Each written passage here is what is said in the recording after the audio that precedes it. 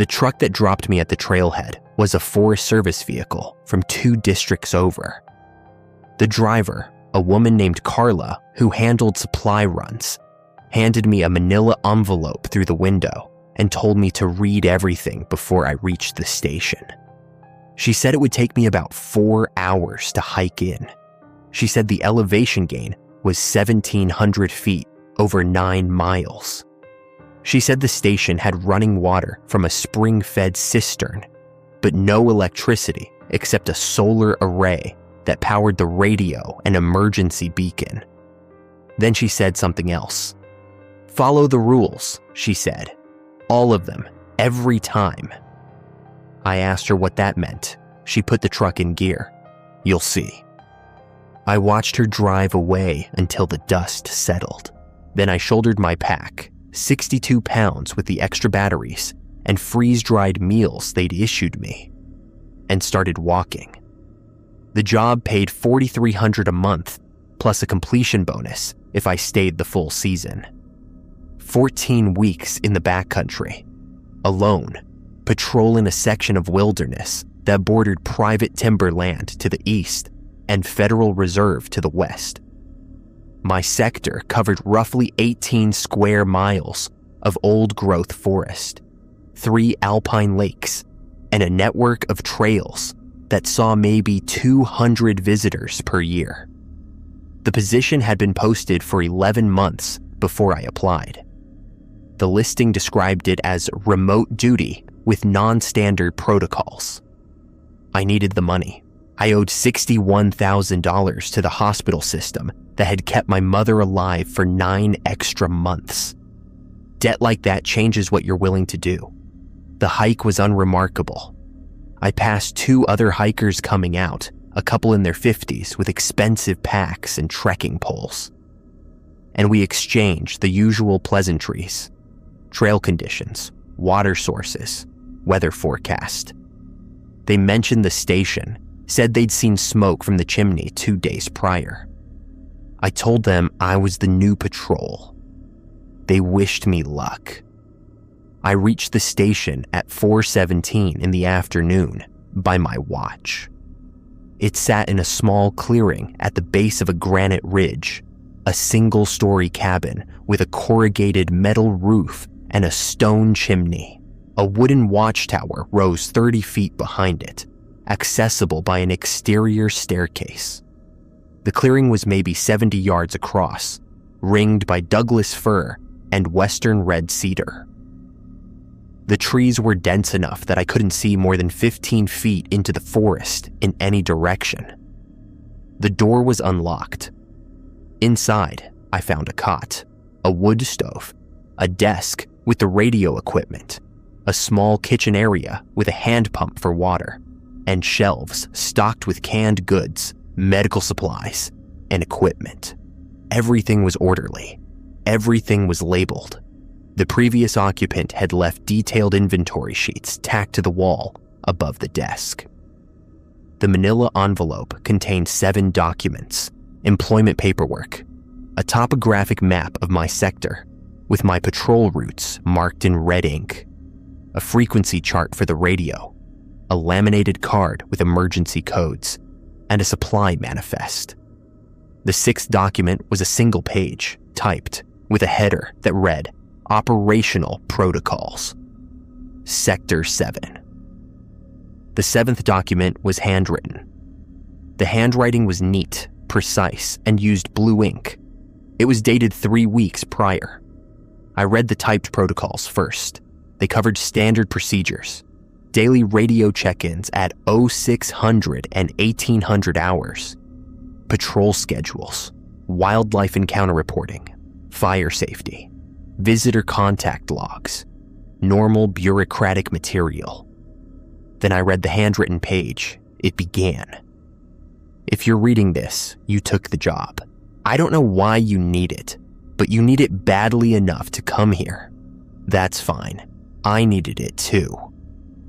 But you have to follow the rules I'm about to give you. Not the official protocols. Those are for the paperwork. These are the rules that will keep you alive. I'm not being dramatic. I'm being accurate. Below that was a numbered list. 1. Between the hours of 9 p.m. and 5 a.m., do not leave the cabin for any reason except a confirmed emergency beacon activation. A confirmed activation requires 3 sequential tones on channel 4, followed by verbal identification using your assigned call sign. Any other combination is not confirmed. Do not respond to it. Do not investigate it. 2. Conduct your evening patrol between 6:30 p.m. and 8:15 p.m. Start at the north trail marker and proceed clockwise through checkpoints: Alpha, Bravo, Charlie, and Delta. Complete the circuit in under 100 minutes. If you cannot complete the circuit in under 100 minutes, return directly to the station by the shortest route and do not stop moving until you are inside. 3. During evening patrol, you will hear footsteps in the trees approximately 40 yards from the trail. They will pace you. They will match your speed. Do not acknowledge them. Do not shine your light toward them. Do not alter your pace. They will stop when you reach checkpoint Delta. 4. At 11 p.m. exactly, turn off all lights in the cabin except the red indicator lamp on the radio. Keep the red lamp on. At 11:22 p.m., you may turn other lights back on if needed. During this 22-minute window, remain silent. Do not speak, cough, or make deliberate noise. 5. If someone knocks on the cabin door between 9 p.m. and 5 a.m., do not answer. Do not speak through the door. Do not look through the window to see who is there. Wait 4 minutes by your watch. If the knocking stops before 4 minutes have passed, the visitor was not real. If the knocking continues past 4 minutes, respond over the radio on channel 6 only.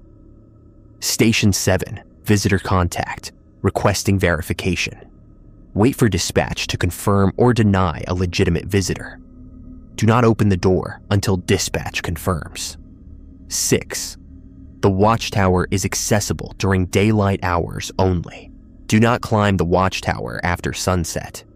If you are in the watchtower when the sun sets, descend immediately and don't look toward the northern tree line as you descend. 7. You will find a metal lockbox under the cot. It contains salt, a bundle of dried sage, and a small mirror. Every third night, pour a thin line of salt across the interior threshold of the door and each window frame. Replace the salt in the morning. On nights when you do not salt the thresholds, burn a single sage leaf in the wood stove at 10 p.m. The mirror is for emergencies only. Do not look into it after dark unless instructed by dispatch. 8. If you see another ranger in your sector, verify their identity before approaching. Ask them what day the supply drop comes. The correct answer is Thursday. If they give any other answer, do not approach. Return to the station and report the sighting on Channel 4. 9. The eastern boundary of your sector is marked by orange blazes on the trees. Do not cross the eastern boundary after 4 p.m. If you find yourself east of the boundary after 4 p.m., do not run. Walk back at a normal pace. Do not turn around to look behind you until you have crossed back into your sector. 10. During your morning patrol, between 6 a.m. and 11 a.m., you may encounter a doe and 2 fawns near checkpoint Charlie. They are normal. If you encounter a doe and 3 fawns, return to the station immediately. Do not complete the patrol. Radio dispatch on Channel 4 and report a pattern variance. 11. The cistern behind the cabin must be checked every morning at 7:15 a.m. Verify the water level is above the red line painted on the interior wall. If the water level is below the red line, do not use the hand pump until dispatch has been notified and has confirmed the cistern is safe. 12. Every night at 1 a.m., you will hear a sound from the direction of the northern tree line. It will sound like a woman singing. It is not a woman. Do not go to the window. Do not attempt to record it. It will last between 3 and 7 minutes. When it stops, wait an additional 2 minutes before resuming any activity. 13. Keep a fire burning in the wood stove from sunset until sunrise, every night, regardless of temperature. The fire does not need to be large. It needs to be continuous. Do not let it go out. 14. If you wake up and it is still dark and you cannot remember falling asleep, do not move. Do not open your eyes. Count slowly to 200. If you hear breathing that is not your own, continue counting. It will stop before you reach 200. When you finish counting, you may open your eyes and check your watch. If more than 2 hours have passed since you last remember being awake, radio dispatch on Channel 6 and report a time discrepancy. The note was signed with initials, RM, below the signature, a final line. I made it 14 weeks. You can too. Just follow the rules. I read the list 3 times. I checked my watch. 5:41 p.m. Sunset would be around 8:20 according to the almanac data in my pack. I had work to do. The first 3 days passed without incident. I followed the protocols, both the official ones and the handwritten rules, with the precision of someone who understood that precision might be the only thing between me and something I didn't want to understand. Morning patrol, 0600 departure, clockwise circuit through checkpoints. Alpha, Bravo, Charlie, Delta. Back to station by 10:30. I logged distances, noted trail conditions, checked the 2 footbridges for damage, recorded water levels at each of the 3 alpine lakes in my sector. The doe and 2 fawns appeared near checkpoint Charlie on the second morning, exactly as the note had described. They watched me pass without alarm. I counted them twice to be sure. 2 fawns, normal, evening patrol, 6:30 departure, same circuit in reverse, back by 8:15 at the latest. I kept my pace steady, not fast enough to seem hurried, not slow enough to fall behind schedule. On the first evening, I heard nothing unusual. On the second evening, I heard the footsteps. They started approximately 200 yards past checkpoint Alpha, somewhere off the trail to my left. Heavy footfalls, rhythmic, pacing me exactly. When I slowed slightly to check my map, they slowed. When I resumed normal pace, they matched me. I did not shine my light toward the sound. I did not alter my route. I kept walking. They stopped at checkpoint Delta, exactly as promised. I completed the circuit in 93 minutes that night. I was inside the cabin with the door locked by 8:03. The 11 p.m. light discipline was harder than I expected. Sitting in near total darkness for 22 minutes, watching the red indicator lamp on the radio, listening to the fire crackle, waiting. I found myself holding my breath without meaning to. I found myself straining to hear sounds that might not exist. On the third night, during the dark period, I heard something move across the roof. Slow, deliberate steps, heel to toe, crossing from the southeast corner to the northwest corner. 7 steps total. Then silence. I did not move. I watched the red lamp. I waited until 11:22, then turned on my lantern and wrote the incident in my log. The 1 a.m. singing began on the second night. It came from the north, from deep in the trees, and it was beautiful in a way that made my chest hurt. A woman's voice, high and clear, singing something without words. It rose and fell like breath. It lasted 4 minutes and 31 seconds by my watch. I did not go to the window. I sat on my cot with my back to the north wall and stared at the fire until it stopped. On the third night, the singing lasted 6 minutes and 12 seconds. It seemed closer. I couldn't be sure if that was real or if I was just listening harder. On the fourth morning, I radioed dispatch at 0600 as scheduled. Station 7, this is Central, go ahead. The dispatcher's voice was male, middle-aged, flat, and professional. I'd never met him. I didn't know his name. Central, Station 7, reporting all clear, patrol schedules maintained. One pattern note, singing duration increased by approximately 90 seconds compared to initial observation. Requesting confirmation, this is within expected variance. A pause. Static. Station 7, confirmed. Duration variance up to 8 minutes is within expected parameters. Continue standard protocols. Central out. I spent the morning reinforcing my routine. Checked the cistern at 7:15. Water level 3 inches above the red line. Inventoried my supplies. 41 cans of food remaining. 18 freeze-dried meals. 4 gallons of supplemental water. 12 D-cell batteries. 7 AA batteries. 62 feet of rope. 1 first aid kit complete. 1 flare gun with 6 flares. Salt and sage supplies sufficient for 11 more weeks.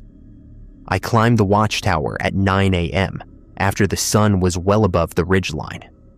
The view was extraordinary. Green wilderness in every direction. The granite peaks to the west catching morning light. The timber company's clear-cut boundary, visible as a brown scar to the east. I could see maybe 15 miles on a clear day. I looked toward the northern tree line. Dense forest, unbroken, extending toward a secondary ridge. Nothing moved. Nothing seemed wrong. I descended before noon. That afternoon, I found the second note. It was tucked into the back of the radio equipment manual. A folded piece of paper I'd missed during my initial inspection. Different handwriting than the first note. This one was cramped, hurried, written in pencil that had faded slightly. RM told you the basics. Here's what he didn't tell you because he didn't stay long enough to learn it. When the rules work, you won't understand why. When they fail, you won't have time to figure it out. The only thing that matters is compliance. I stayed 23 weeks. I was supposed to stay 14. They kept extending my contract because no one else would come. I'm writing this during week 19. I don't know if I'll make it to 23. I don't know what happens if I don't. Here's what I've learned. First, the footsteps during evening patrol are not one entity. They are at least 3. They rotate. You can tell the difference if you listen carefully. One drags slightly. One is lighter. One stops and starts. Don't try to tell them apart. It doesn't help. Second, the singing is a test. It wants you to come outside. It wants you to look. Every time you don't, it learns something new about you. I don't know what it does with what it learns. Third, if the fire goes out, you have approximately 7 minutes to relight it. I know because mine went out once. I had it relit in 4. I don't want to tell you what I heard during those 4 minutes. Fourth, the pattern variance with the deer is real. I saw 3 fawns once. I reported it. Dispatch told me to stay inside for 48 hours. I don't know what happened during those 48 hours, but when I went back out, there was a new tree near Checkpoint Charlie. A full-grown Douglas fir that hadn't been there before. It's still there. I walk past it every day. It doesn't move. But it wasn't there before. Fifth, the mirror in the lockbox is the last resort. RM said it's for emergencies. He's right, but he didn't tell you what kind of emergency. If something gets inside, actually inside, past the salt, past the fire, past the rules. The mirror can show you how to make it leave, but you have to look into it. And once you look, you can't unlook. I haven't used the mirror. I hope you don't either. Good luck. My name was Daniel. If I made it out, I'll come back and take this note. If you're reading this, I didn't. The note was unsigned except for the name Daniel. I searched the cabin for any other hidden documents. I found none. I checked the inventory sheets. They were signed RM, consistent with the first note. There was no mention of Daniel in any official paperwork. I radioed dispatch. Central, this is Station 7. Station 7, go ahead. Requesting information on previous occupants of this station, specifically the occupant prior to RM. Silence, longer than usual. Station 7, that information is not relevant to your current duties. Maintain standard protocols. Central out. I didn't ask again. The fifth night brought the first knock. It came at 12:17 a.m. 3 firm raps on the cabin door. I was awake, reading by lantern light, waiting for the 1 a.m. singing. The fire was burning steadily. The salt lines were fresh. I'd laid them that morning. 3 knocks, then silence. I looked at my watch. I began counting. 1 minute, no sound from outside. 2 minutes, the fire popped. I flinched. 3 minutes. I heard breathing. It came from directly outside the door, slow and deep, like something large resting. 3 minutes, 30 seconds. The breathing stopped. 4 minutes. The knocking had stopped before 4 minutes. According to the rules, the visitor was not real. I sat motionless for another 10 minutes, listening. Nothing moved outside. The 1 a.m. Singing came at its usual time, 5 minutes and 44 seconds that night, and I waited it out with my back to the north wall, eyes on the fire. I did not sleep well. The 6th day was a Thursday, supply drop day. Carla's truck couldn't reach the station, but there was a cache point 6 miles down the main trail, at a junction where an old logging road dead-ended. I was expected to hike out, retrieve the supplies, and hike back. Round trip, about 5 hours if I kept a steady pace. I left at 7 a.m. after my morning patrol and cistern check.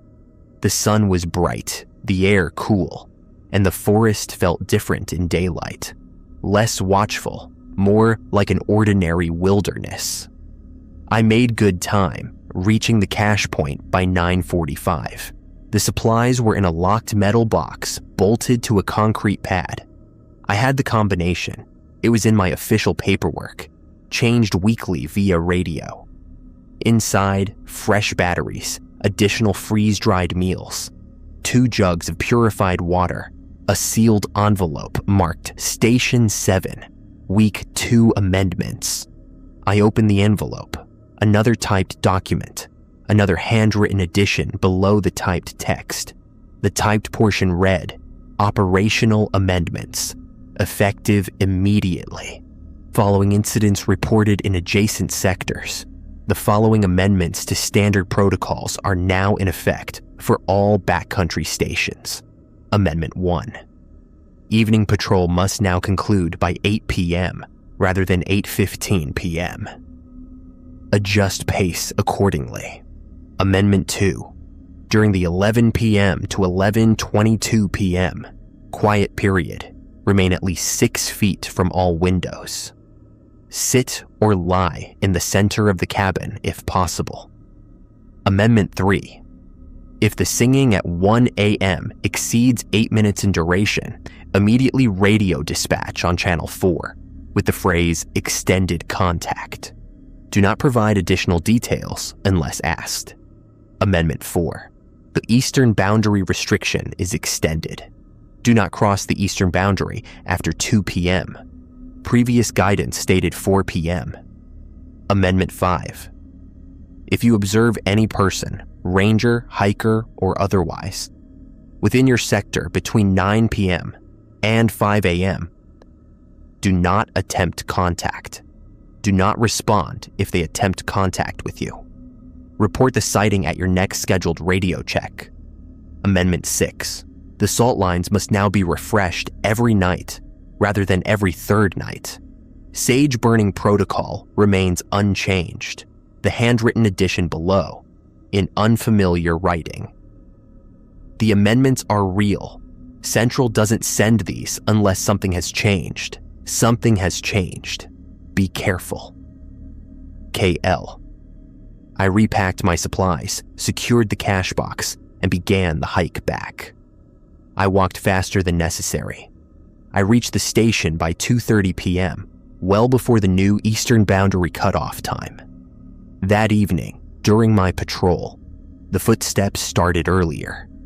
They began at Checkpoint Alpha, before I'd even reached the usual point, and there were more of them. I could hear at least 3 distinct patterns, just as Daniel's note had described. One was heavy and slightly uneven, dragging on what might have been an injured leg. One was lighter, quicker, with odd pauses. One kept perfect time with my steps, matching me stride for stride. They didn't stay 40 yards away. They came closer, maybe 30 yards, maybe 25. I couldn't see anything in the trees. The forest was too dense, the light too dim, but I could hear them breathing. I completed the circuit in 87 minutes. I was inside with the door locked by 7:52 p.m. The amendments changed my rhythm. Salt every night now meant more careful rationing. I had enough for maybe 9 weeks if I was conservative, but I'd need a resupply if I stayed the full 14. The earlier evening patrol deadline meant faster hiking, less time to check each checkpoint thoroughly. The new window distance rule made the 11 p.m. quiet period more uncomfortable. I now sat on my cot in the center of the room, equidistant from all 4 walls, watching the red lamp and listening. During the quiet period on the 7th night, I heard something tap against the glass of the south window. 3 light taps, evenly spaced, like a fingernail testing the surface. I did not move. I did not look. The tapping came again, then again. Then it stopped. When the quiet period ended, I approached the window carefully. In the dim light of my lantern, I could see a mark on the outside of the glass, a smudge, roughly the shape of a handprint, except the fingers were too long and the thumb was on the wrong side. I logged the incident. I refreshed the salt line at that window the next morning. The smudge was gone by daylight. The 2nd week passed. I settled into the new protocols. Morning patrol, cistern check, inventory, radio check, rest during midday, read, maintain equipment, review notes, evening patrol before 8 p.m., inside before the footsteps got too close, salt lines fresh, fire burning, quiet period motionless, singing endured. The singing grew longer. 7 minutes, then 7.5, then 8. On the 10th night, it lasted 8 minutes and 14 seconds. I radioed dispatch. Central, this is Station 7, extended contact. Singing duration exceeded 8 minutes. A long pause. Static. Station 7, acknowledged. Duration? 8 minutes 14 seconds. Another pause. Station 7, implement enhanced night protocol. Salt all thresholds twice, evening and 2 a.m. Maintain fire at higher intensity. Report any duration exceeding 10 minutes immediately. Central out. Enhanced night protocol meant waking up at 2 a.m. to resalt. It meant burning through firewood faster. It meant less sleep. I complied. On the 12th night, I heard the voice. It came from outside, from the direction of the northern tree line after the singing had stopped. A man's voice, clear and calm. "Hey, are you awake in there?" I did not respond. "It's Daniel. I made it out. I came back for my note." I sat on my cot, hands flat on my knees, staring at the fire. My heart was pounding. "Come on, open up. It's cold out here. I just want to grab my note and go." Daniel's note was still in my pocket. I'd been carrying it with me since I found it, a talisman against something I couldn't name. "I know you can hear me." The voice sounded right. It sounded exactly like what I imagined Daniel would sound like. Tired, friendly, slightly hoarse. But Daniel had written that note during week 19. He'd planned to stay through week 23. If he'd made it out, he would have taken the note. The note was still here. The note had been here when I arrived. I did not respond. Fine, I'll wait. Footsteps, receding toward the tree line. Then silence. At my 6 a.m. radio check, I reported the incident.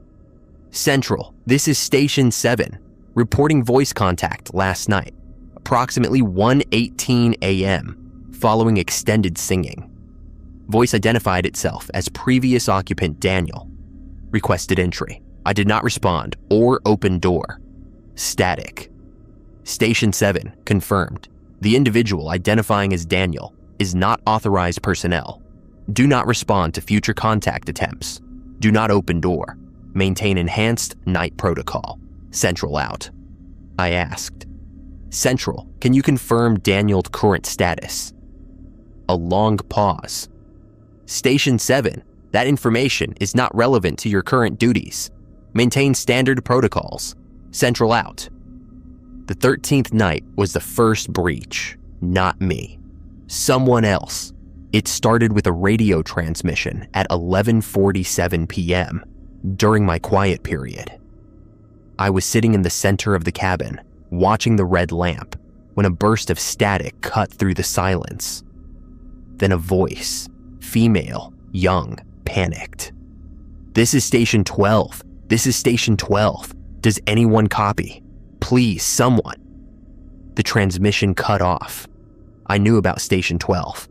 It was in an adjacent sector, maybe 15 miles northwest, staffed by another solo patrol. I didn't know who was assigned there. We'd never made contact. I waited. The rules said to remain silent during the quiet period. At 11:51, another transmission.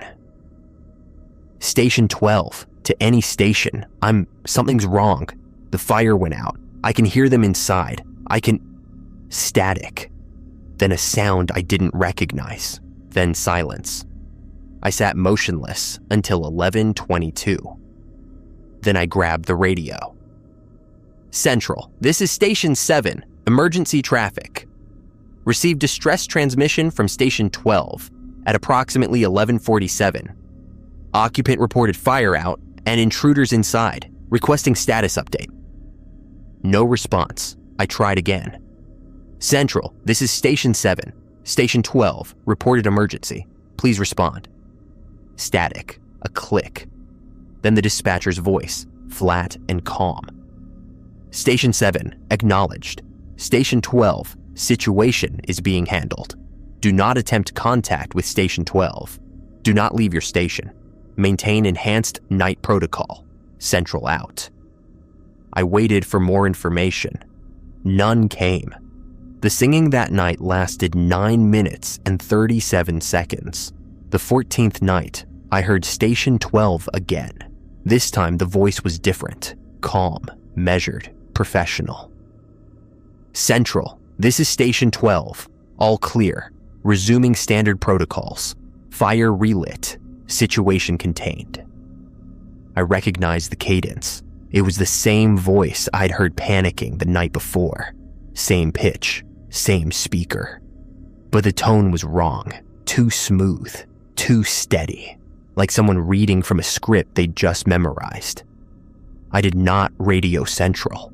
I did not report the transmission. But I moved my cot 6 inches closer to the center of the room, and I did not sleep until dawn.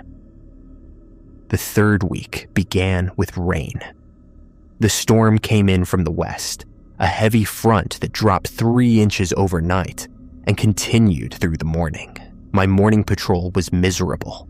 Every piece of gear soaked, every checkpoint flooded, the trails running with brown water.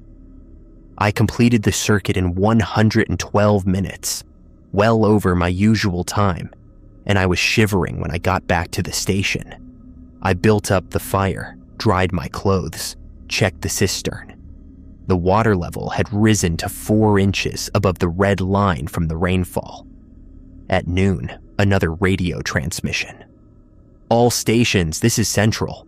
Weather advisory in effect through 72 hours. Evening patrols suspended during advisory period.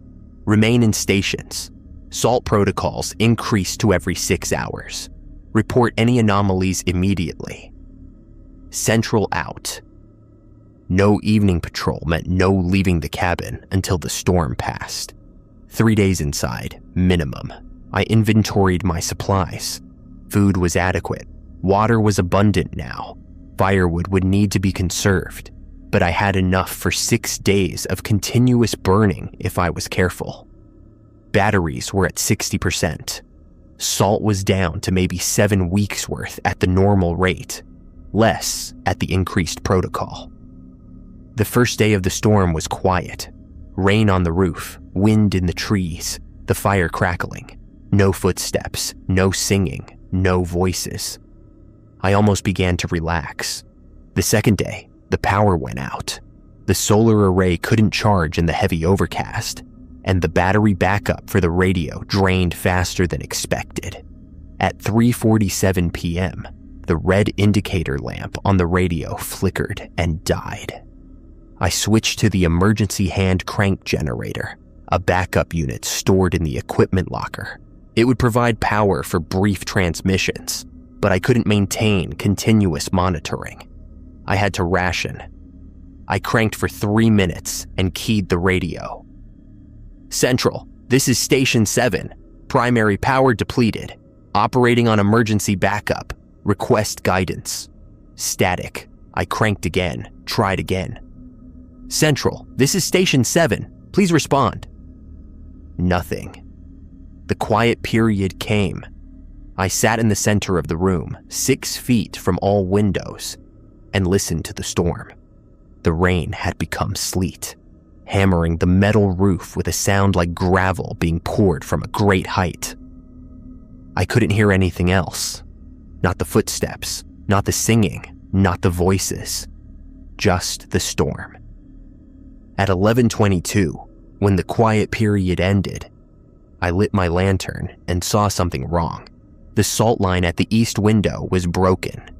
A gap maybe 2 inches wide, as if something had been dragged across it. The salt granules were scattered in a small arc, pushed aside. I hadn't touched that window all day. I hadn't gone near it. I rechecked every other threshold, all intact. I resalted the east window with extra thickness. I pushed my cot another foot toward the center of the room. I did not look at the window. I did not check for marks on the glass. At 1 a.m., the singing came. It was louder than before, cutting through the storm noise, and it lasted 11 minutes and 4 seconds. When it stopped, I heard breathing outside the east window. Slow, deep, patient. I did not move. At 1:17 a.m., the breathing stopped. At 1:19 a.m., I heard a voice. Station 7, this is Central. Emergency protocol activation. Please acknowledge. The voice came from outside the cabin, not from the radio. I did not respond. Station 7, Central requests immediate confirmation of occupant status. Please acknowledge. The cadence was perfect. The phrasing was exactly what dispatch would say. But dispatch didn't speak from outside my window at 1:19 in the morning. I remained silent. We're sending someone to check on you. They'll arrive in approximately 2 hours. Please remain in the station. Footsteps moving away, but not toward the trail, toward the northern tree line. I did not radio for confirmation. I did not have enough power. I sat in the dark, listening to the storm, waiting for whatever was supposed to arrive in 2 hours. At 3:12 a.m., something knocked on the door. I checked my watch, started counting. The knocking was different this time. Not 3 firm raps. A continuous, slow, rhythmic pounding. Knock, wait 3 seconds. Knock, wait 3 seconds. Knock. It didn't stop at 4 minutes. At 4 minutes 30 seconds, I reached for the radio, cranked the generator, keyed the transmitter. Central, this is Station 7. Visitor contact, continuous knocking, exceeding 4-minute threshold, requesting verification. Static, I cranked again. Central, Station 7, please respond. A click, then a voice I didn't recognize. Female, not the usual dispatcher. Station 7, this is Central. Negative on visitor contact. No personnel dispatched to your sector. Do not open door. Repeat, do not open door. Maintain position. Central out. The knocking continued. 5 minutes, 6, 7. At 7 minutes 40 seconds, it stopped. I heard footsteps moving away. Heavy, uneven, dragging slightly on one side. I did not sleep the rest of the night. The storm broke on the 3rd day, late afternoon. The clouds thinned. The sleet became rain, became drizzle, became mist. By 4 p.m., I could see patches of blue sky to the west. I cranked the radio and reported in. Central, this is Station 7. Storm period survived. Power depleted. Operating on emergency backup. Requesting status update and resupply information. The usual dispatcher answered. Male, flat, professional. Station 7, acknowledged. Standard operations resume effective immediately. Evening patrol required tonight. Supply drop moved to tomorrow. Cache point same location. Additional batteries will be included. Report any structural damage. Central out. I asked about Station 12. Central, requesting status update on Station 12. Heard distress transmission during storm period. A pause. Station 7, Station 12 has been decommissioned. The sector is being reassigned. Continue standard protocols. Central out. Decommissioned. I didn't ask what that meant. That evening, I completed my patrol. The footsteps were back, 3 distinct patterns, pacing me through the circuit. But they kept their usual distance, 40 yards out. The trail was muddy, waterlogged in places, but passable. I noted a downed tree near Checkpoint Bravo, 2 large branches blocking the trail near Charlie, minor erosion at Delta. I completed the circuit in 94 minutes, inside by 7:48 p.m. The singing that night lasted 12 minutes and 7 seconds. I radioed dispatch. Central, this is Station 7, extended contact. Singing duration 12 minutes, 7 seconds. A longer pause than usual. Station 7, acknowledged. New protocol. If duration exceeds 12 minutes, implement siege protocol. Siege protocol document should be in your emergency materials. I'd never seen a siege protocol document. I checked the emergency materials, the equipment locker, the desk drawers. Nothing. Central, Station 7, negative on siege protocol document. Please advise. Static. Then the dispatcher's voice, slightly different than before, tighter, more urgent. Station 7, siege protocol as follows. 1. Maintain continuous fire. Do not allow it to drop below visible flame. 2. Salt all thresholds every 2 hours. 3. Do not approach any window for any reason. 4. If you hear your own voice from outside, do not respond. Cover your ears and count to 100. 5. If the cabin door opens on its own, do not attempt to close it. Retreat to the southwest corner, face the corner, and do not turn around until sunrise. Acknowledge receipt. I wrote it down as he spoke. I acknowledged receipt. Central out. I looked at the list. I looked at the fire. I looked at the salt supply, maybe 5 weeks worth at normal protocol. At siege protocol, less than 2. I began calculating how long I might have to survive. The 4th week was siege week. The singing exceeded 12 minutes every night, 12 minutes and 30 seconds, 13 minutes, 13 minutes and 41 seconds, each night longer, each night closer. I followed the protocol. Fire continuous. Salt every 2 hours, be away from windows. The counting I didn't need.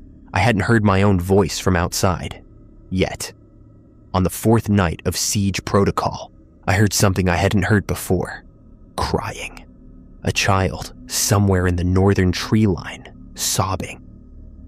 It started at 2:37 a.m. after the singing had stopped, after the usual breathing outside the window had come and gone. Small, hitching sobs, like a lost toddler alone in the dark. I sat on my cot, hands over my ears, and counted to 100. The crying continued. I counted to 100 again. Still crying. I counted a 3rd time. The crying stopped at 2:51 a.m. The next morning, during my patrol, I found a child's shoe near Checkpoint Alpha. A small white sneaker, maybe a size 4, caked in mud. It hadn't been there the day before. I was certain. I did not pick it up. I marked its location on my map. I completed my patrol and radioed dispatch. Central, this is Station 7, found evidence of possible lost child near Checkpoint Alpha. 1 shoe, small size, no other signs. Requesting guidance. The dispatcher's voice was careful. Station 7, describe the shoe. White sneaker, small, approximately size 4. Left foot, muddy. No other clothing or equipment visible in the area. A long pause. Station 7, do not touch the shoe. Do not return to that location today. If the shoe is still present tomorrow, report its exact position. Same spot or different. Do not approach closer than 10 feet. Central out. I marked the location carefully. 47 yards past Checkpoint Alpha marker, 12 feet off the trail to the east. The next morning, the shoe was in a different location. 32 yards past Checkpoint Alpha marker on the trail itself, directly in my path. I stopped 10 feet away. I looked at it. Same shoe, same mud, same size. I walked around it, giving it a wide berth. I completed my patrol. I reported. Central, this is Station 7. The shoe has moved. Now on the trail, approximately 15 yards from previous position. The dispatcher didn't sound surprised. Station 7, understood.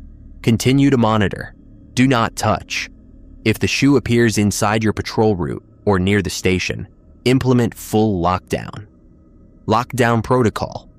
Do not exit station for any reason. Do not open windows or doors. Maintain siege protocols, plus radio silence except emergency. Acknowledge. I acknowledged. The shoe moved again that night. I found it the next morning on the cabin's front step. I did not open the door. I radioed dispatch, breaking the radio silence rule for emergency. Central, Station 7, emergency. The shoe is on my doorstep. Implementing lockdown. A burst of static, then a different voice. The woman I'd heard once before, the one who'd confirmed no personnel during the storm. Station 7, acknowledged. Do not open the door.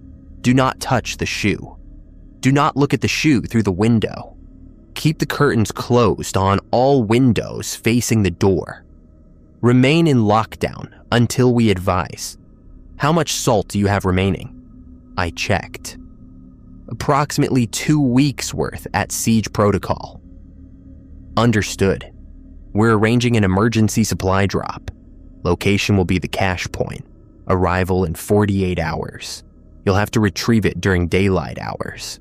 We'll provide a safe window. Until then, maintain lockdown. Central out. I closed the curtains on the front windows. I sat in the center of the room. I waited. That night, the singing lasted 15 minutes and 23 seconds. During the singing, I heard footsteps on the roof again. Not crossing this time, circling. Walking in a slow, deliberate pattern around the perimeter of the roof, over and over. I counted the circuits, 7 complete circles before the footsteps stopped. After the singing ended, something knocked on the door. The continuous knock, wait 3 seconds, knock, wait 3 seconds. That didn't stop at 4 minutes. It lasted 37 minutes. When it finally stopped, I heard my own voice from outside. Hello? Is anyone there? I clamped my hands over my ears and counted to 100. I think I'm lost. Can you help me? I kept counting. 71, 72, 73. Please, I don't know where I am. 89, 90, 91. Why won't you answer me? 100. I uncovered my ears. Silence. I did not sleep. The supply drop came 2 days later. The safe window was between 10 a.m. and 2 p.m. I left at 10:15, moving fast on the familiar trail, and reached the cache point by 1:07. The supplies included extra salt, enough for 6 more weeks, additional batteries, 4 new flares, and another sealed envelope. I didn't open the envelope until I was back at the station. Doors locked, curtains closed, fire burning. Emergency protocols. Active threat escalation station. 7. The situation in your sector has progressed beyond standard parameters. Effective immediately. The following emergency protocols supersede all previous guidance. Protocol 1. Do not leave the station between sunset and sunrise under any circumstances. There are no exceptions. Emergency beacon activations, distress calls, and personnel contact during these hours should be assumed hostile. Do not investigate. Do not respond. Protocol 2. The shoe must not enter the cabin. If the shoe enters the cabin, you must leave through the nearest exit immediately and proceed directly to the cache point. Do not return to the station. Do not stop walking. Reach the cache point and wait for extraction. If you cannot reach the cache point before sunset, find running water and remain in or near the water until dawn. Protocol 3. If you hear 3 distinct voices speaking simultaneously from different directions, lie face down on the floor, cover your head, and do not move or speak until silence returns. This may take several hours. Protocol 4. If the fire goes out during active threat conditions, you have approximately 2 minutes to relight it. Use the emergency kindling in the bottom drawer of the desk. Do not attempt to retrieve firewood from outside. If the fire cannot be relit within 2 minutes, proceed to the southwest corner, face the wall, and recite the following phrase repeatedly until the fire relights itself. I am not yours. I was never yours. I will not be yours. Do not stop reciting until you see firelight reflected on the wall in front of you. Protocol 5. If all protocols fail and you believe the threat has breached the cabin's protections, use the mirror. Look into it. It will show you what to do. Be aware that what you see cannot be unseen and will remain with you. This is a last resort only. The document was signed Central Command, Backcountry Division. Below the signature, someone had added in pencil, The protocols work. I wrote them. They kept me alive for 2 years. Trust them. KL. KL, the same initials from the amendment note. I didn't know who KL was. I didn't know if they were still alive. I didn't know if any of this was real or some elaborate psychological experiment or test of my mental fortitude. But the footsteps were real. The singing was real. The shoe on my doorstep was real. I followed the protocols. On the 3rd night of lockdown, the shoe was gone. I didn't open the door to check. I saw its absence through a crack in the curtain just before dawn, when enough light came through to show me the empty step. I waited until full sunrise. Then I opened the door. The shoe was nowhere in sight. No tracks, no marks, nothing. I radioed dispatch. Central Station 7. The shoe is no longer present at the station, requesting guidance. A pause. Station 7, acknowledged. Maintain lockdown protocols until further notice. Do not assume the threat has passed. Report any recurrence immediately. Central out. I maintained lockdown for 4 more days. The singing gradually shortened. 14 minutes, then 12, then 11. The knocking stopped. The roof walking stopped. The footsteps during my morning patrol returned to their normal distance, 40 yards out.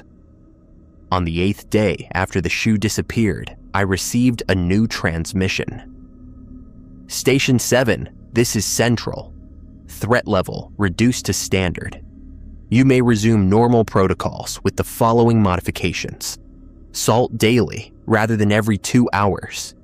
Evening patrol may resume at standard timing. Siege protocols remain in effect between 1 a.m. and 3 a.m. only. Good work. You handled it correctly. Central out. Good work. I didn't feel like I'd done good work. I felt like I'd survived something by following instructions I didn't understand. But I was still here. The rules had worked. I resumed my patrols. The 5th week brought a visitor. A real one. I was on my morning patrol, approaching checkpoint Delta, when I saw a figure ahead on the trail. A man in hiking gear, maybe 50 years old, with a gray beard and a large pack. He saw me, raised a hand in greeting. I stopped, remembered the rule about verifying identity. Morning, I called. You know what day the supply drop comes? He looked confused. Supply drop? For the station? I'm just passing through, doing the long loop around the lakes. Is there a ranger station out here? He gave no answer about Thursday. He didn't know about supply drops. He was either a genuine hiker who knew nothing about the protocols or something else. I stayed 20 feet away. Where did you start from? Trailhead off Route 12, about 4 days ago. Haven't seen another person since day 1. That matched. Route 12 was where Carla had dropped me, and the traffic on these trails was sparse. There's a station about 1.5 miles that direction, I said, pointing back the way I'd come. I'm the patrol. If you need water or anything, you can stop by before noon. I'd appreciate it if you didn't approach the station after dark. He nodded slowly, still looking confused. Sure, thanks. Any particular reason? Wildlife, I said. We've had some unusual activity. He accepted that. We chatted for a few more minutes. Trail conditions, weather forecast, his planned route. He was doing a 7-day loop, would exit on the other side of the wilderness area. He seemed genuine, tired, normal. I let him pass, then watched him disappear down the trail toward the station. He didn't stop by. By the time I completed my patrol and returned, there was no sign he'd been there. I found out later he'd continued through, camping near the western lake that night. But that evening, during my patrol, the footsteps were different. There was a 4th pattern now, lighter than the others, more hesitant. like someone who didn't know how to walk in the woods, stopping and starting, brushing against branches. It lasted until checkpoint Charlie, then stopped. The original 3 patterns continued to Delta as usual. I reported the change. Central, Station 7, pattern variance during evening patrol. 4th entity audible, different gate, terminated early at checkpoint Charlie. The dispatcher was quiet for a moment. Station 7, can you describe the new pattern? Lighter steps, hesitant, civilian cadence, not deliberate like the others. Stopped approximately 20 minutes before the original patterns. Another pause. Station 7, did you encounter any hikers today? Affirmative. 1 male hiker, northbound, passed through sector this morning. A longer silence. Station 7, the hiker did not check in at the Route 12 exit point. He was scheduled to exit yesterday based on his permit timeline. We're sending someone to investigate. If you encounter him again, verify identity per standard protocol. If he fails verification, do not engage. Report immediately. Central out. I never saw the hiker again. But the 4th set of footsteps joined the others every evening for the rest of my tenure. The 6th week, I found the logs. I'd been cleaning the cabin, preparing for the long haul, when I discovered a loose floorboard under the cot. Beneath it was a small metal box, rusted around the edges, containing a bundle of handwritten pages. Different handwriting on each page, different dates, different voices. The oldest was dated 11 years prior. Week 4, the singing started tonight. I don't know what to make of it. Beautiful, sad. I almost went to the window. Almost. Something told me not to. I'll ask dispatch tomorrow. Another entry. Different hand. 8 years ago. Week 9. I know I'm not supposed to count them, but I can't help it. 3 distinct patterns in the trees during patrol. They're getting closer. Last night they were maybe 30 yards out. Tonight, closer to 25. I've started walking faster. Another, 6 years ago. Week 12. The voice came back. It sounds exactly like Sarah. Says it's cold out there. Says it wants to come in. Sarah died 3 years ago. I know it's not her, but it sounds so much like her. Another, 4 years ago. Week 7, someone knocked for 2 hours straight. I counted. 7,200 knocks. It didn't stop until dawn. My hand is shaking as I write this. Another 2 years ago, in handwriting. I recognized KL, the amendment author. Week 23. I'm writing this for whoever comes after me. I've survived 2 full seasons. I know things I shouldn't know. I've seen things I can't explain. The protocols work. The rules work. But they're not complete. There's always something new. Something that adapts. If you're reading this, you found the box. You've survived long enough to be curious. Good. Curiosity is dangerous here, but it's also how we learn. Here's what I've figured out. The things in the trees are not mindless. They're patient. They're watching. They're learning. Every time we resist them, they try something new. The shoe, that was new. I never saw a shoe. Other stations have reported toys, photographs, personal items that couldn't be there. They're trying to find what works. The singing gets longer because they're waiting. I don't know what they're waiting for, but they're not in a hurry. They have time. The fire matters. I don't know why. Salt matters. I don't know why. The mirror works, but costs something. I used it once. I'm not the same. The rules are not arbitrary. Someone, somewhere, figured out what keeps us safe. They paid for that knowledge. We benefit from it. Don't get curious enough to test the boundaries. Just follow the rules. If I don't make it, I hope this helps. If I do make it, I'll come back for this box. KL. The box was still here. KL hadn't come back. I added my own entry. Dated it.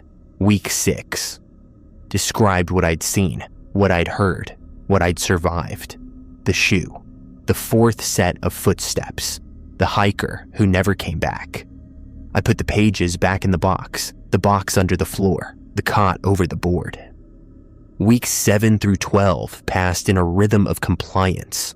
Morning patrol, cistern check, inventory, radio check, rest, evening patrol.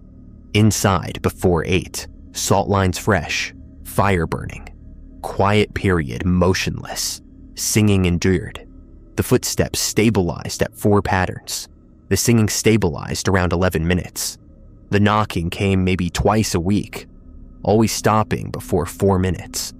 I learned to live with it. I learned not to think about what might be out there. I learned to focus on the procedures, the checklists, the exact timing of every action. On week 11, I received a transmission I wasn't expecting. Station 7, this is Central. Your replacement is scheduled to arrive in 3 weeks. Please prepare an updated operations brief for the incoming occupant. Include any amendments to standard protocols you've observed or implemented. Central out. Replacement. 3 weeks. 14 weeks. Total. Just as advertised. I was going to make it. I began preparing the brief. It started with RM's original note, the 14 rules I'd followed since day 1. I typed a clean copy, corrected a few ambiguities, added clarifications based on my experience. Then the amendments, the new thresholds, the updated timing, the siege protocols, the emergency protocols, the lessons from the logs. I organized everything into a document that a skeptical, practical newcomer could follow. I didn't explain why the rules existed. I didn't share theories about the things in the trees. I just told them what to do. At the end, I added my own note. If you're reading this, you took the job. I don't know why, but you need it badly enough to come here. That's fine. I needed it too. Follow the rules. All of them. Every time. The rules work. I made it 14 weeks. You can too. I've included everything I know. There may be things I don't know. Things that have changed since I left. Things that adapt. Things that try new approaches. Stay alert. Log everything. Add to this document if you learn something new. The things in the trees are patient. You have to be more patient. The things in the trees are clever. You have to be more careful. The things in the trees are always watching. You have to be precise. Good luck. Station 7, week 13. I didn't sign my name. Names felt dangerous here. Week 13 was quiet. The singing shortened to 9 minutes. The footsteps stayed at 40 yards. The knocking stopped entirely. Even the roof walking hadn't happened in days. I should have been relieved. Instead, I was suspicious. I maintained full protocols. Salt daily. Fire continuous. Quiet period absolute. I didn't relax. I didn't assume it was over. On the last night of week 13, I heard something new. Laughter. It came from the northern tree line, high and bright, like a group of children playing. It lasted 12 seconds. Then silence.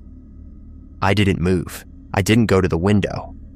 I logged it and waited. At 1 a.m., the singing came, 8 minutes and 44 seconds, the shortest in weeks. At 1:15, after the singing stopped, a voice. My voice. Finally, it said from somewhere outside the east window. Finally, it's almost over. I covered my ears. I counted to 100. Aren't you tired? It asked. Aren't you ready to rest? 72, 73, 74. You've been so good, so careful. You followed all the rules. 86, 87, 88. Don't you want to know why it works? 99, 100. I uncovered my ears. Silence. but I could feel something waiting, something that had learned my patience and was testing the edges of it. I did not sleep. Week 14, final stretch. My replacement was scheduled to arrive on Thursday, supply drop day. I'd hike out to the cache point, meet them, hand off the brief, and walk out. 14 weeks, complete. The days passed slowly. Morning patrol, evening patrol, protocols, procedures, the footsteps, the singing, the silence. On Wednesday night, the night before extraction, everything changed. The quiet period came at 11. I sat in the center of the room, 6 feet from all windows, watching the red lamp on the radio. At 11:07, the lamp went out. Not flickered, went out. Dead. I didn't move. At 11:09, the fire in the wood stove dropped to embers. I watched it happen. The flames simply died, as if someone had cut the air supply. Embers glowed orange, then dimmed. I had 2 minutes. I moved without thinking, crossing to the desk, pulling open the bottom drawer, grabbing the emergency kindling. My hands were shaking. I couldn't control them. I knelt at the stove, opened the door, placed the kindling on the embers, blew gently, encouraging flame. Nothing. I blew again. The embers dimmed further. 1 minute, 30 seconds. I grabbed my lighter from my pocket, tried to spark it. Nothing. 1 minute, 15 seconds. I tried again. A weak flame, barely visible. I touched it to the kindling. The kindling caught. A small flame. I fed it carefully. A piece of paper, a splinter of wood, then a larger piece. The flame grew. 2 minutes. The fire was burning again. I sat back, breathing hard, watching the flames. The red lamp on the radio flickered, then came back on. I waited. At 11:14, I heard the voices. 3 of them, distinct, coming from different directions. One from the north. "Let us in." One from the east. "We're so cold." One from the west. "Please, we've been waiting so long." They spoke simultaneously, overlapping, words blurring together. I dropped to the floor, face down, covered my head with my arms. "Station 7. We know you can hear us. Open the door." I pressed my face into the floorboards. I could feel the vibration of my own heartbeat against the wood. "You've been so careful. So precise. So alone." The voices continued. Minutes passed. I lost count. My arms ached from holding the position. My breath came in short gasps. Then silence. I didn't move. More time passed. I couldn't see my watch. I didn't know how long I'd been on the floor. Finally, I heard a sound I recognized. The singing. It was different this time, softer, slower, almost mournful. It lasted 3 minutes and 12 seconds. Then it stopped, and dawn began to lighten the sky outside the windows I wouldn't look at. I stayed on the floor until full sunrise. Then I got up, checked the fire, checked the salt lines, and began preparing for my final patrol. Thursday morning, extraction day. I completed my final morning patrol at 09:30. Everything was normal. The doe and 2 fawns were at checkpoint Charlie. The trails were clear. The footsteps were silent. They never came during daylight. I returned to the station, packed my personal gear, and prepared the handoff materials. The brief, the logs, the beaks under the floorboard with its accumulated wisdom from 11 years of survivors. At 10:15, I locked the cabin, first time I'd locked it during daylight, and began the hike to the cache point. The forest was quiet, ordinary. Birds called. Wind moved through the trees. I passed the spot where I'd found the shoe. There was no trace of it now. I reached the cache point at 12:41. A young man was waiting there, mid-20s, nervous, a 60-pound pack on his back and a manila envelope in his hand. Same envelope I'd been given 14 weeks ago. "Station 7, he asked. "That's the one. I'm your replacement. They said you'd have a brief for me." I handed him the folder, thick now with all my additions. "Read it before you reach the station," I said. "All of it. Don't skim." He looked at the folder's thickness. "This is a lot more than what they gave me." "I know." He was quiet for a moment, looking at me. Is it as bad as the job posting made it sound?" I considered the question, the footsteps, the singing, the shoe, the voices, the fire that almost went out. "It's manageable," I said. "If you follow the rules." "What rules?" "The ones in that folder and the ones you'll learn yourself." He didn't look reassured. He looked scared. Good. Fear would keep him careful. "One more thing," I said. "There's a box under the floorboard beneath the cot. It has logs from previous occupants. Read them when you have time. Add your own before you leave."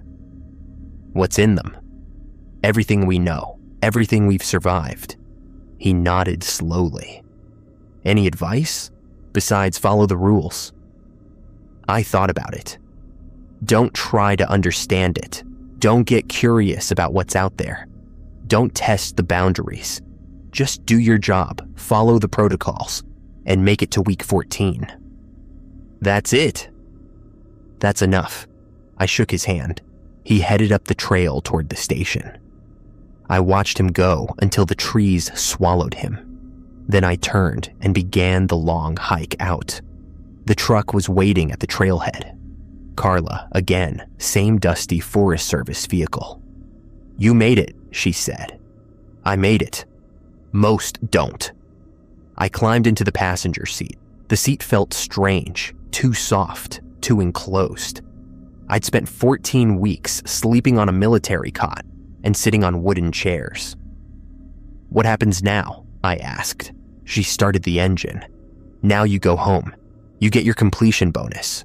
You try to forget." "Does anyone forget?" She was quiet for a long moment. "Some do, some don't. The ones who don't, sometimes they come back, take another season. Some people spend their whole careers out here." "Why?" "Because once you know the rules, the rest of the world feels wrong, too chaotic, too unpredictable. Out here, at least you know what keeps you safe." I thought about that. The precision, the protocols, the certainty that if you followed the rules, you'd survive. There was a strange comfort in it. "I won't be coming back," I said. She nodded. "That's what they all say." We drove in silence. The forest gave way to logging roads, then paved highways, then the outskirts of a small town I didn't recognize. Civilization. People going about their days without knowing what waited in the backcountry. Carla dropped me at a bus station. "Your final payment will be in your account by Monday," she said. "If you have any questions, you know the radio frequency. We monitor it year-round." "I won't have questions. Good luck." She drove away. I bought a ticket for the next bus heading south, toward the city where I used to live, toward the apartment I'd left empty for 14 weeks, toward a life I wasn't sure I still knew how to live. The bus ride took 8 hours. I watched the landscape change through the window, forest to farmland to suburbs to urban sprawl. Every time we passed a wooded area, I found myself watching the tree line, looking for movement, listening for patterns, old habits. I got home after midnight. The apartment was dusty, neglected, exactly as I'd left it. I turned on every light. I checked every window. I looked for something to burn in the fireplace before remembering I didn't have a fireplace. I sat on my couch, too soft, like the truck seat, and stared at the wall. At 1 a.m., I caught myself listening for the singing. It didn't come. Of course it didn't. I wasn't at the station anymore. I was home, safe, surrounded by city noise and street lights, and neighbors who'd never heard of operational protocols.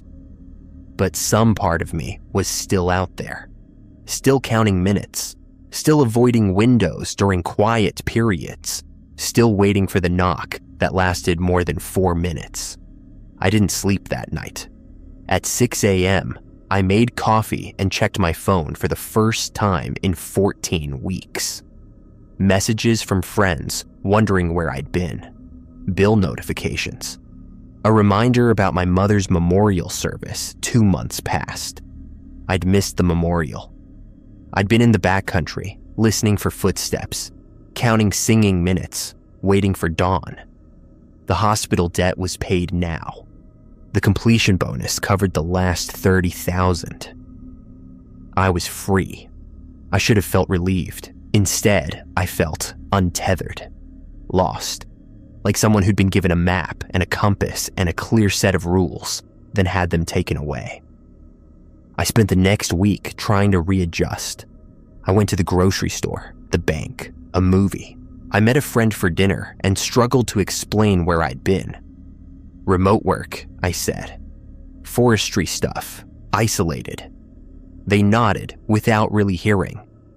At night, I kept waking at 1 a.m. My body had internalized a schedule. Every night at 1, I'd lie awake, listening, waiting for a sound that wasn't there. On the 8th night after my return, I heard something. Not singing, not footsteps, just a tap at my window. I lived on the 5th floor of an apartment building. There was nothing outside my window but air. 3 light taps, evenly spaced. I didn't move. I waited 4 minutes by the clock on my bedside table. The tapping didn't come again. I told myself it was a bird, a branch, wind, anything rational. But I didn't go back to sleep, and in the morning, I found myself drawing a thin line of salt across my windowsill. Old habits. 2 weeks after my return, I received an email from the Forest Service. Station 7 report. Occupant completing week 2. All protocols maintained. No significant incidents. Brief provided by previous occupant, you, has been extremely helpful. I read it 3 times. Below the status update, a note from Carla. He's doing well. Thanks for the thorough documentation. If you ever want to come back, let me know. We always need experienced people. C. I closed the email. I looked at my apartment. Clean now, organized, but still wrong somehow. Still too quiet at night, too chaotic during the day, too unpredictable in all the ways that mattered. I thought about the singing, the footsteps, the fire that had to stay lit, the rules that kept you alive if you followed them. I thought about the young man at Station 7, alone in the backcountry, learning the protocols just as I had. I opened a new email, typed a reply. Thanks for the update. I'm glad he's doing well. Put me on the list for next season. I hit send before I could think too much about it. Then I went to the hardware store and bought more salt. It's been 6 months since I came back from the backcountry. I've spent most of that time preparing, reading the old logs Carla sent me from other stations, studying the patterns, learning the variants. The singing changes pitch in different sectors. The footsteps have different rhythms. The rules shift and adapt over time. Next week, I'm going back. Not to Station 7, a different sector further north, where the winters are harder and the things in the trees are reported to be more active. I've prepared my own brief for whoever comes after me there. Updated rules, amended protocols. Everything I've learned. I don't know why I'm going back. The debt is paid. I have no reason to take this job again.